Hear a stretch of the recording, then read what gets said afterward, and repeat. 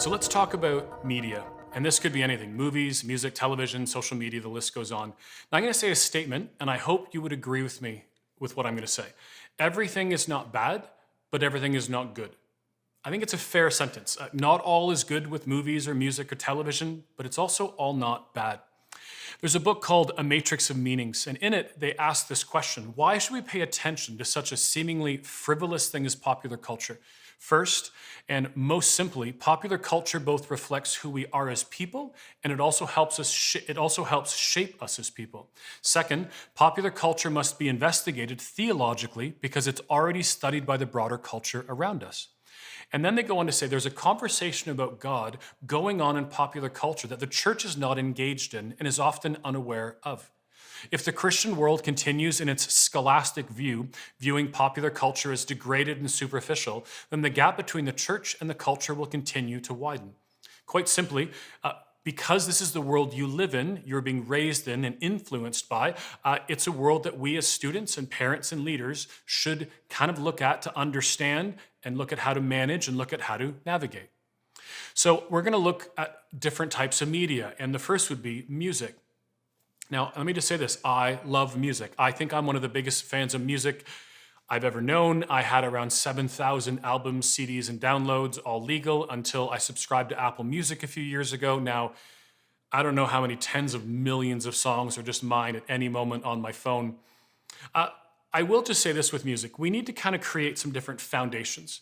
In our church world, I still often hear this idea that Christian music is good and secular music is bad. I can't believe that we're still talking about those constructs. To me, they don't make any sense. There's no such thing in the Bible as Christian music and secular music. You actually read it in the Bible, it says that music is a loud noise sometimes. Here's the problem with Christian secular music. If we as adults have said to you as students, this is it, Christian good, secular bad, what we've done is we've created in you, let's call it blind and non-discerning people. Not everything Christian is good. Not everything secular is bad. I'm at a talk once and a woman comes up and she's furious, like she's finger out pointing at me furious. And she said, "You can't tell me a single secular song that's not evil." I said, "Oh," and I said, "How about Happy Birthday?" And she turned around and walked away. If Happy Birthday blows up your worldview, then it might not have been a great worldview to begin with. There are lots of great songs that are made by artists who might not know Jesus, who are still singing about love and relationships and everything else. And not everything, quote unquote, secular is bad is kind of something we should actually think about.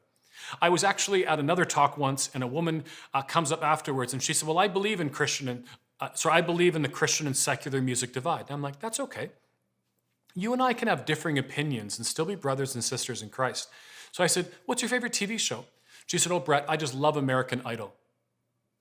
Ma'am, you know that every song that they're singing in American Idol is what you would call secular, which you just said, like, you actually believe is wrong. And she turned around and walked away.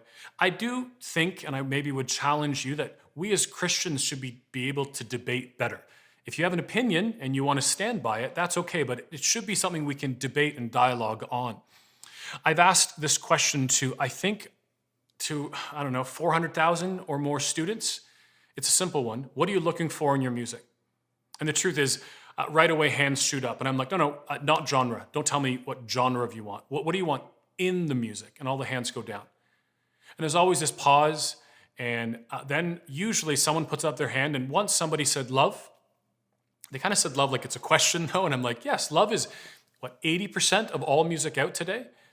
Now, if you're watching this and you're in high school or even a young adult, I'm assuming you all know there's a difference between love and lust. I want you sexually and I love you are different things. And then people start talking about when they're going to go play a sport, they want loud music or they want challenge or justice music. And I would say this, I've agreed with every single student who's ever raised their hand at any school. But here's the disconnect. If I was to take your phone today and I was to scroll through it, what you say you want in music is not what you listen to. Because in your phones today, and by the way, if you're a parent or a leader or whoever watching this, I find it's the same with adults today. What we say we are is not who we are. If we could plug in your phone and just broadcast for everyone watching this what's on your phone today, it's lots of themes of sex and money and swearing and drugs and alcohol and affairs, but none of you would say you actually want that. And so I would say, is that what you're looking for in your music? What you say you want should be what you want. Now, knowing this is being filmed, I didn't want to give you artists today. Usually I would put up a bunch of artists, but here's the truth. By the time you watch this, whatever artist won't be number one anymore, they'll be gone. So I want to challenge you differently. Later on, go to billboard.com, and I want you to click on where it says charts, and then do one called the Billboard 200, and take maybe the top 10 artists. And whoever they are, I want you to go and search them and find the language in their music, search the lyrics of each song, and you can see if what they're saying is what you actually want. Now, there is confusion in this. There's a lot of confusion. It was a couple of years ago, I was watching, and I forget if it was Billboard or the VMAs, Video Music Awards, but the context of the night was a lot around the hashtag Me Too movement. There were a couple of really great speeches, and I agree with them. They were really good, challenging us as men to be better than what we've been doing. And after one of them, though, the standing ovation was happening for the Me Too movement, and out came Rihanna, the musician, and she began to sing, "You Want to See Me Naked, Naked, Naked," and out came backup dancers half naked. And I remember yelling at the TV going, you can't have Me Too with objectification. How are you still standing and clapping for something, and right away we're talking about objectifying women, and you're not calling those things into play in the same conversation? And then for the evening, the song of the night went to Bruno Mars, and the whole song was about champagne and ice and trips to Paris and all these other things. I forget how many words, something like 523 words, song written by 8 people, not a single word about love, dating, marriage, relationship. It's like this transactional statement. If you give me this, I will give you that. It's confusing. A couple of years ago, I began to poll students asking this question. And I use the word narrative, but what do your parents say to you about for this music? And what we have is kind of this old narrative, and what I want to change to is a new narrative, a new way that we can engage you as a student. So the old narrative, this is what most students said: my parents are not involved. And I just, to be honest, find that sad. And I have a talk on parenting where we as parents need to be involved, and we need to be equipping you and teaching you how to discern things like music. And then many students said Christian music good, secular music bad, and then many just said no swearing. So here's the new narrative I want to talk about. How about, what are you looking for in your music? We just talked about that. How about, what is your music talking about? Meaning we can look at the lyrics and challenge what they say and look at what the song is trying to say. Who's making your music? Meaning most music today is actually not written by who you think it is. I mean, many of the biggest artists in the world Beyonce, to name one artist, her album Lemonade was written by 72 people. 72 professional writers helped write Lemonade. That's kind of the norm today. Now, there's nothing wrong with that. I'm a big Marvel movie fan, and if you watch Marvel movies, the average movie has 3,500 people who create it, and sound and tech and lights and food and actor. There's a lot of people who do it. It's okay with that with music. And I would just encourage you, this is the most simple one, just the idea of unplugging. What I see with a lot of students is the moment you come out of church or kind of a class or wherever else, your earbuds go in and it's music right away. It's okay not to have those in. Now, a statistic I read recently, which scared me, said this: half of you as students who have earbuds in of any kind are listening to nothing.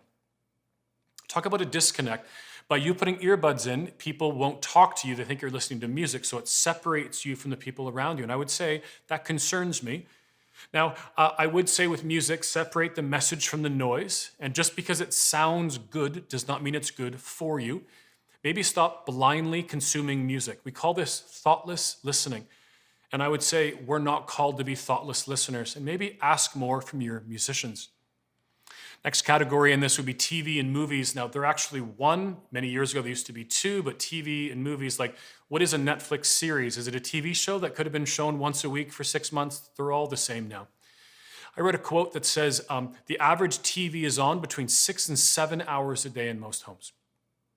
6 and 7 hours a day. Now, students, you're not just putting it on. Usually it's adults who put this on. And so I would encourage you to chat with parents and maybe turn TVs off. If I said to you, kind of like in music, I said, what are you listening to? If we said, what are you watching for a TV show or a movie? You get kind of interesting answers. I laugh, a few years ago, someone said to me, I just love looking in storage lockers. And I'm like, remember Storage Wars and those shows? If you have all the things in the world that you sat down to watch, you're like, I just love looking in old, dirty storage lockers. We watch people argue and make alliances. Big Brother, Survivor, Amazing Race. We watch people break and build stuff. Is that not like reality TV? We break down bars and restaurants and hotels and we rebuild them, and houses, we build them back up. We watch people cook, dance, work. There's a TV show that was on in the Toronto area, which is kind of where I live. It was called Tow Truck 401, which was tow trucks on the main highway near me. I live on that highway. I'm always behind accidents on that highway. Why would I ever sit down at night and say, you know what I really want right now is to sit and watch what a tow truck, like it just, for the life, like confusing. We watch people date, bachelorette, bachelor. I have a talk on dating called Dating for Life. You can find that on YouTube. But like we watch people date and then we critique and analyze everything. We watch people solve murders, which is the mass amount, like it's either hospital kind of setting or fire or police, or it's murder kind of shows. Marvel, DC, action, comedy.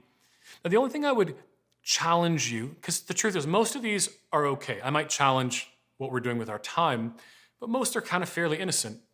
But mental illness voyeurism is an interesting kind of thought. It's when someone who's struggling with mental illness is filmed and we watch it as a TV show.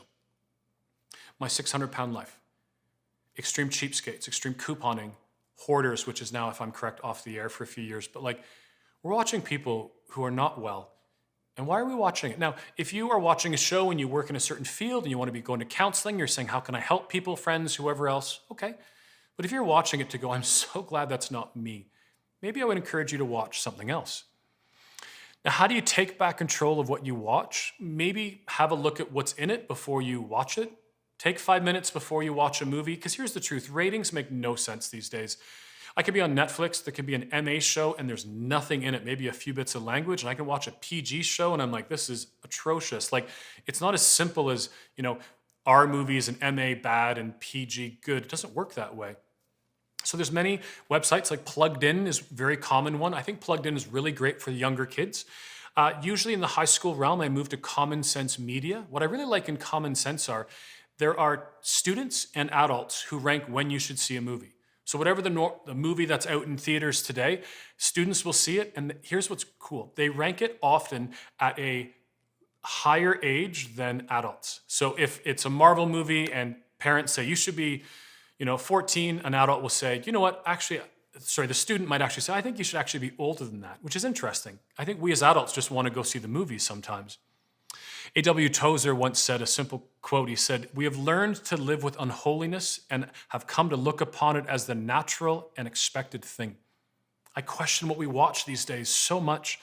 So the old narrative to the new narrative. Old narrative, no swearing, no nudity, Christian only. Now, Christian only, we can have a debate about Christian, TV and other things. I don't really want to have that right now. How about a new narrative? You finish watching a show. What did you agree with? What did you like? The next one, what did you disagree with? I think having a dialogue after a show is okay. Number 3, what would you have done differently if you wrote this show or the movie? What would you have added in differently? Binge watching. It's incredible how binge watching has become normal. If anyone ever says they binge watch something, it's always bad.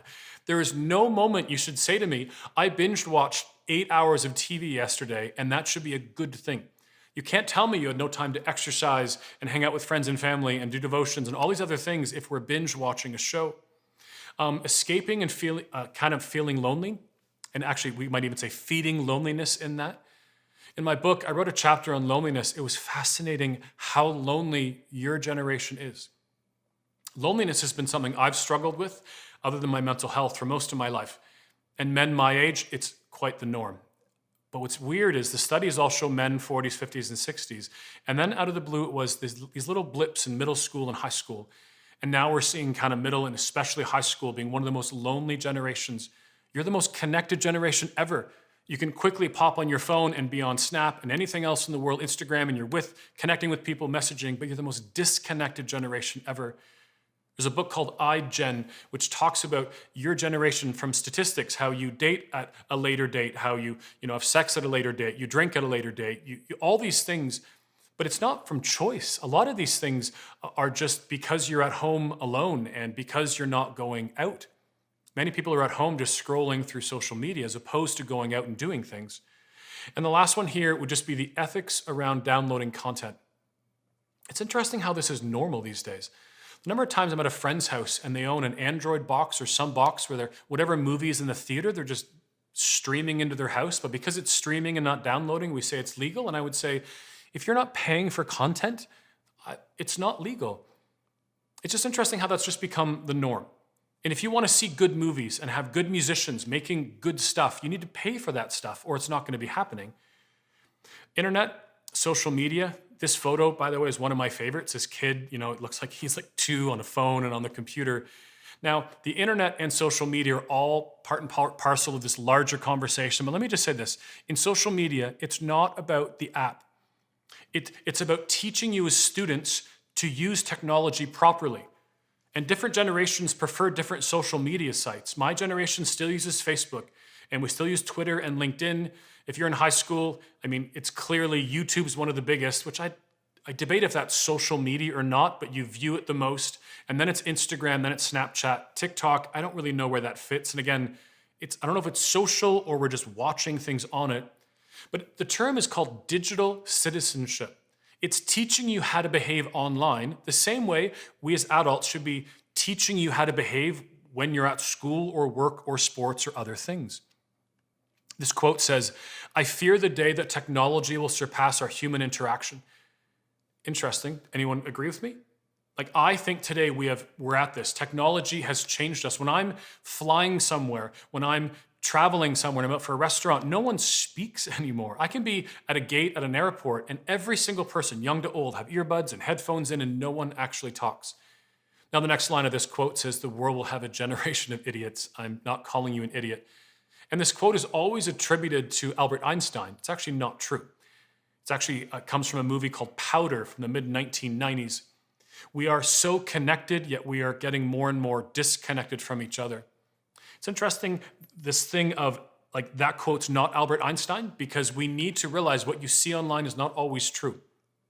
I'm not saying fake news. I'm just saying, even though it is fake news, it's just that people post things and we assume they're real. There was a person who did a doctoral thesis, if you want to call that, for grad school and posted pictures just like this. But Albert Einstein would be Jay-Z or Mother Teresa or whoever else, and a quote, and they tracked it all over the world as everyone just shared it, and it was wrong, the whole thing. This is a picture that was taken somewhere in the US. It was at a baseball game, and it shows a bunch of kind of college, university-age girls all on their phones. And for a week, all I heard was these weird statements about this generation, and look, they're all on their phones. But here's the truth. I read an article and it said this was actually at a baseball game, and whoever the announcer was asked everyone to go on their phones and take a selfie and post it wherever, Instagram, Twitter, for free tickets. So if you panned back here, the entire stadium was doing this. But we kind of just look at this picture and then we actually blame people for doing things. Again, right? We need to critique and have some discernment with what we see. I was at an event a number of years ago, probably quite a while ago, 7 or 8 years, and I said to the audience of junior highs, I said, you realize that whatever you post online will be there for your children. They're junior highs, right? Grade 7 and 8. And I say the same to you right now. If you're watching this, whether you're in junior high, high school, or beyond, what you post will be there when you have children one day. In the front row, this guy says, that's not true. It's like a parent, that's not true. And I said, well, I'm not going to argue with you. You can argue with Schmidt. He's like, who's Schmidt? And I forget the full title, but he's like the executive vice president of Google, or he was in the United Kingdom at the time. Here's what he says. It must be peculiar for children of the internet age. That's you. If you're watching this as a student, this is what you've grown up with. You are the first generation to have a complete record of your whole life. They are the first who will be able to offer concrete proof of every one of their days, their friends, and their actions. Like, I'm on Facebook sometimes, and it says like a picture from a year ago, and it's like the dinner I ate or the place that I was. It's the same for you on other things. But then he says a really scary line. He says, however, they'll be the first who'll never be allowed to forget their mistakes. Like, is social media connection or attention? What we post, is it good or is it bad? John Acuff once said, thank God every day when you wake up that you did not have social media when you were back in high school. He's talking to us as adults. I was asked at one event, a mom actually said to me, well, Brett, I guess your kids don't have Snapchat. I'm like, both of them do. And she went on to say to me, well, Brett, something along the lines of, well, isn't that where people send nude photos back and forth? And I said, you realize I can send you a nude photo with photos and email. And her reply was, why are you sending me nude photos? And I'm like, whoa, let me explain. Like, my point to her was, it's not about the app, it's about what you do with the app. It's not about TV, it's what you watch. It's not about the phone, but what you do with the phone. So I heard from an article once, this was a teen girl who said, Snapchat is where we can really be ourselves without this constant social pressure of a follower count or Facebook friends. Now, Instagram has also recently taken off the amount of likes that are showing, and I really like that because it shouldn't be about how many people are doing that. Like, my generation is different from your generation in that I just post everything on Instagram. I don't care if it gets one like or none, but many students, if that photo doesn't get X amount of likes, it's removed because it doesn't show that people liked it, and lots of interesting conversation there. So the old narrative to the new narrative. The old narrative, again, this is what adults said to students. First, are you on Snapchat again? It's stupid. This wasn't one person, this was dozens. And I always just say to parents, just because someone's on something different than you doesn't make it bad. I'm not on Snapchat. I kind of sort of lie there. I have Snapchat because I want it once in a while to use all the crazy tongue coming out and rabbit ears. It's just for fun. I don't use it. I don't post on it, but it doesn't make it bad if you use it. A lot of parents have said to their students, students told me their parents just said, grow up. And I get frustrated by this because we need to teach you how to grow up. We don't just tell you to grow up. I love gardening. I don't look at a plant and scream at it to grow up. I have to tend to it and feed it and give it water and plant food, and it actually makes it better. It's the same with you as students. We need to have conversations like this and equip you and empower you to think about these conversations. It's a waste of time. And a lot of parents just say, well, I tell my kid to get off Facebook. And I'm like, wow, you're disconnected because you're not on Facebook for the most part. So here's the new narrative. And we could have an entire talk on these. The first is the growth in anxiety and depression we are seeing with your generation. Now, I would not say, and I read this numerous times, that they blame the phone, like phones, Android, iPhones. That's the reason we've seen this. And the statistics say 25 to 40% growth in mental health in the last 12 to 15 years. It's not true.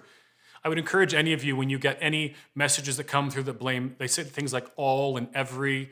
So is there a growth in anxiety? Yes. But the reasons why are so much bigger than just the idea of being on your phones, even though phones play a role in it. The truth is, there are many reasons, but I think one of the big ones is actually that many of you have been overparented. Overparenting means that we as parents have done too much, and in turn, you kind of go the other way and do too little. We do things for you so you don't have to do them, and in turn, right, you're not actually where you need to be. Bullying, we see a lot online. That's people being bullied and people who bully. FOMO, the fear of missing out. It's the idea that you look on, like wherever you're at right now watching this, sometimes people are actually, and I guess a lot, will be also on their phone, and you will see a picture of your friends out at a restaurant, out at Starbucks, out somewhere doing something.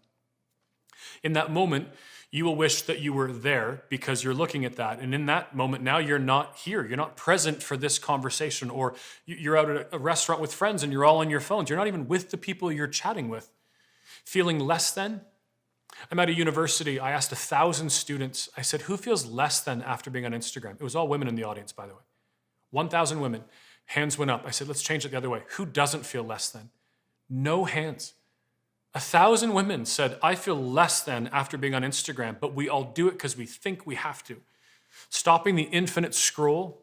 This is the same for everyone, right? We just scroll. You're never going to end. It's never like you've finished Instagram. Like it's a never-ending thing. And the isolation and loneliness. Again, you will hear this over and over again. Studies all say this. The more time you spend on social media, the more lonely you will feel and the more anxiety we might see. And I end with this. You're not in this alone. This is not something that just you as a student have to deal with. It is you and your friends. It is you and people just a generation above you. And it is us as adults that we need to look at how we can have a better relationship with our phones. And I have a 9-part series on YouTube to help you with this. The first one, I'm not going to go through them all, but the first one's about touch and interaction. You know how many times you touch your phone a day? It's over 2,000. Have you ever been at a restaurant and someone has their phone and they're spinning it and turning it and it's in your pocket and you check it again and you move it and you turn, like this is what we just touch it all day long. And interaction, how you actually open it, 75 to 100 times a day. And that study says while on vacation. This is just, my encouragement with every one of these things is What are little things that you can do that make big changes over time? So how do you touch it less? So if you're at a restaurant, push it away from you. Interaction, how do you not open it? Well, don't just open it because that's what you do when a conversation has a lull or a bit of a pause. And notifications, this is the last one I'll talk about today, but notifications just means, Twitter used to say to me, like a friend a friend who hasn't tweeted in a while just tweeted. I'm like, I don't care. Like, why do things matter like that? So get rid of all the notifications that you can. And you can later go through family dinners, movies, work and school. Maybe I will say one more thing. As a student, if you are working with your phone out, which is what so many do, laptop and a phone out, every time you begin working, your phone will ding, notifications will happen. You will take 3 times as long to do whatever you're working on. So you have to do 1 hour homework, takes you 3 hours.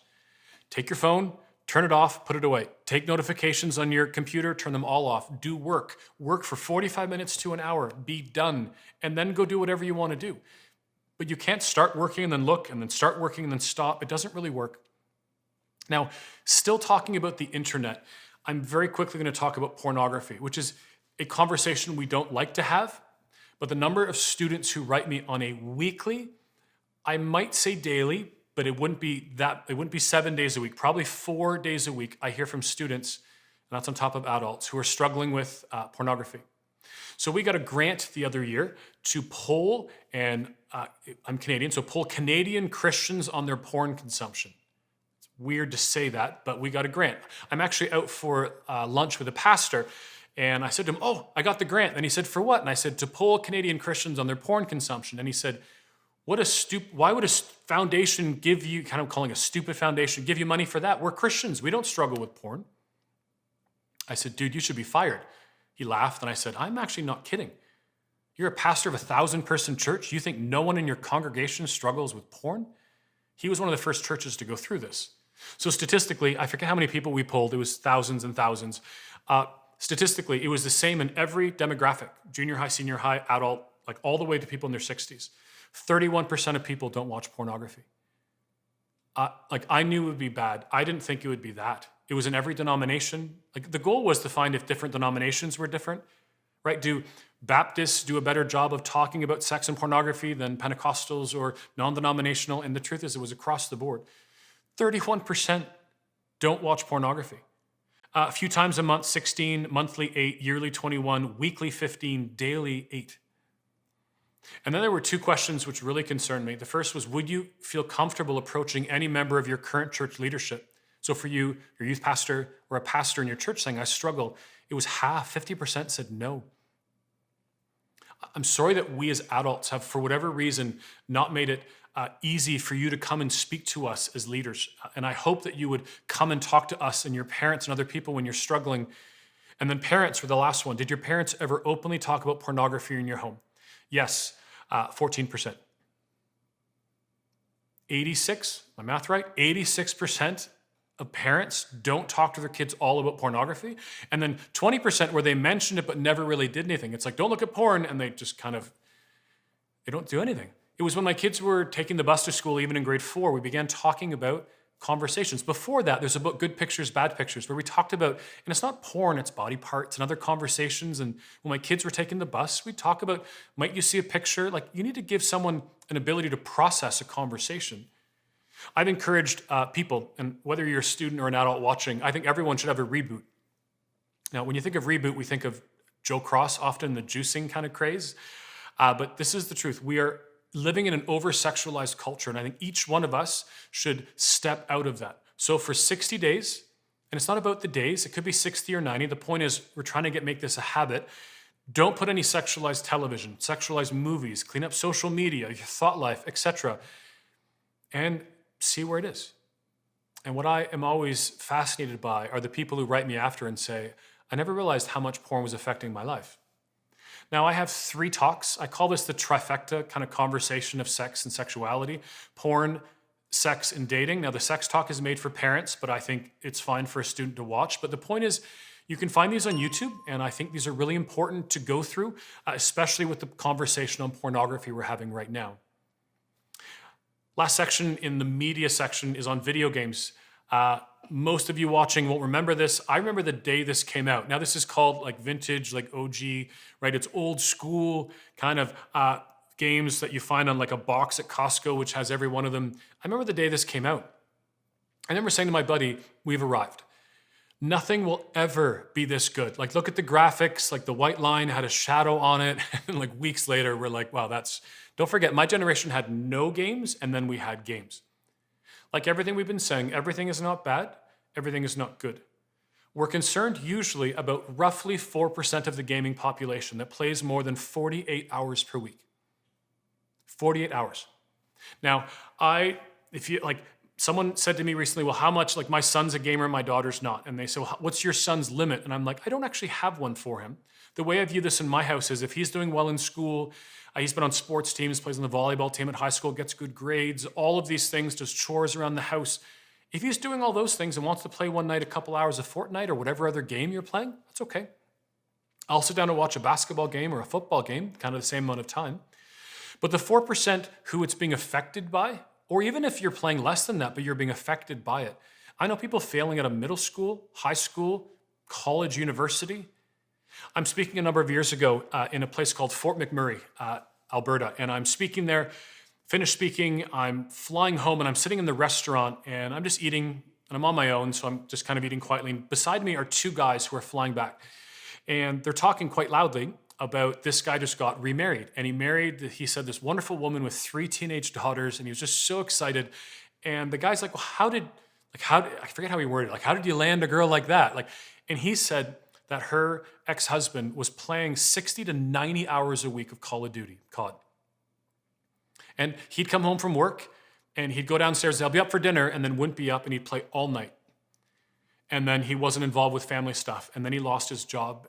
And I just kind of shake my head and say, like, dude, you lost your whole family because of a video game? You will never be 10 years older and say, oh, if I only played more Fortnite or COD or whatever game games are fun, but games are priorities, right? You do your priorities first. What I mean is do priorities first and then play the games. So old narrative, new narrative. Old narrative, video games are stupid. And some adults say that. And I would just say, again, if you want to play games, I do play video games, but again, they're not stupid. They're just things that we spend our time in. Someone might watch TV, someone might spend time on social media, someone else might play games. Wasting your life away, waste of time. This was one a student told me. His dad said, you can't put Fortnite kill deaths or win percentages on a resume. And I'm like, dude, your dad plays Fortnite. Like no one would know. I don't know that like your dad actually plays Fortnite. So new narrative. Not all games are bad, but not all games are good.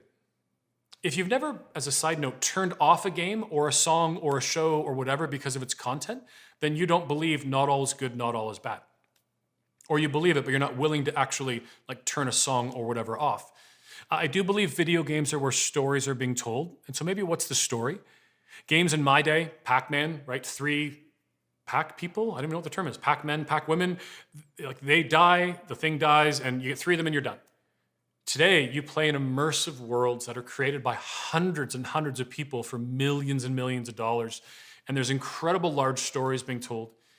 Real world relationships is affecting men more than women.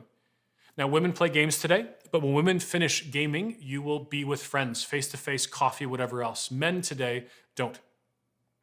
They don't. So I read one study that says men are becoming out of sync with real world relationships. So I'm at a university. I said to the audience, about 1,000 students, half guys and girls, I said, hey, who thinks this is true? Every girl in the room put up their hand really quickly. I said, who thinks it's not true? Every guy in the room put up their hand. I'm like, guys, if every girl around you says that you're becoming out of sync, meaning you're not able to talk to a girl for whatever reason, like because you're playing video games, then maybe that's something we should address. And time and priorities. Do what you need to do first, right? Devotions, job, school, all these exercise, all that stuff, and then play games. What I see today is thoughtless media consumption. I don't understand why we seem to have lost this internal critical reflection. Now, we might say it's the Holy Spirit giving us kind of a nudge that we shouldn't be doing it, but where is this critical reflection? Paul Washer once said that we can't add a few little silly Christian cliches onto our secular life and have that result in true discipleship. Where is the daily, strategic, intentional Christian life? And yeah, it might mean turning off a song. It's weird that in some places in the world, you will die for your Christian faith. Most of us watching can't even turn off a song, can't turn off a game or something else. So why the disconnect? I don't know. Is it lordship? Lordship's the idea of a locked door that we'll give this to God, but not our porn struggle. We'll give this to God, but not a relationship with our boyfriend and girlfriend. We'll give this to God, but I'm not stop watching any show or game or music that I want to listen to. I'm just doing it. That's lordship, right? We're saying we're not giving God certain things. Maybe it's apathy. We're just like, We'll never get to where the Bible says, be holy. And we are commanded to be holy. I think it's 8 times. Maybe we've bought into a lukewarm gospel of Jesus. I once heard Mark Clark, who's at a church called Village in BC, talked about how the bar isn't here, the bar is actually here. Maybe we're functional atheists. We say we're Christians, but we're living like an atheist. Maybe we're experts in culture, but we're novices in faith. We can tell you everything going on in media, but we haven't read our Bible in 6 months. Maybe our worldview is just not Christian. I might add in one more. Maybe you're functionally, biblically illiterate, meaning the average Christian's never read the Bible cover to cover. And we wonder why there's issues. There has to be a way to start connecting our media consumption back with our faith. That worldview, those lenses have to change. So much conversation here in our own lives around the aspects of media and how we're connecting our ancient faith with our modern world.